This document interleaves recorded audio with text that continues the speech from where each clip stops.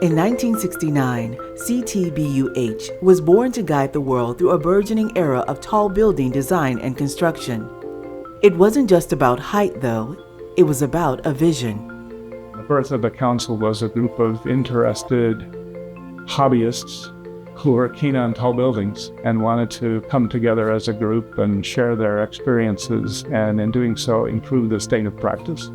So from the earliest days, it was always about learning and growing together. You had this great group of people from around the world, from all disciplines, who were interested in not only making tall buildings better, but making cities better.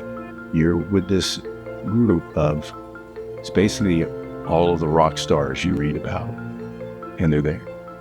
And they're really passionate about what they do, and they're very happy to share with you. Over time, CTBUH evolved into a global hub for research, information sharing, professional collaboration, and connection. The connections that you make are priceless. And it gives you the platform, to do research, to learn from other colleagues. You can reach across borders. It's incredibly fulfilling. Everyone has their own silos, own data internally, but I think Castle is a common place that people may be willing to share that information for the greater good of the global design. But the world has changed. Cities face new pressures, from the effects of climate change to housing affordability. And tall buildings alone can't solve them. What we're witnessing as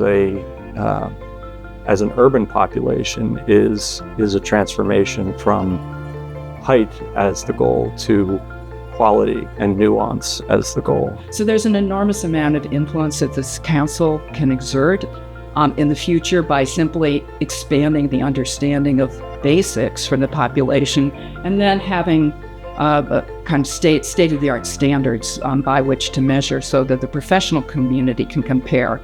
That's why we're evolving. Vertical urbanism is a movement, a new way to imagine the city as a system, connected, livable, and resilient. We're entering that period of mature ecosystem where we have very mature cities with a rich variety of buildings. And now the next set of additions to that ecosystem are going to be that much more intelligent, that much more symbiotic in the way they relate to other buildings. This isn't just about buildings.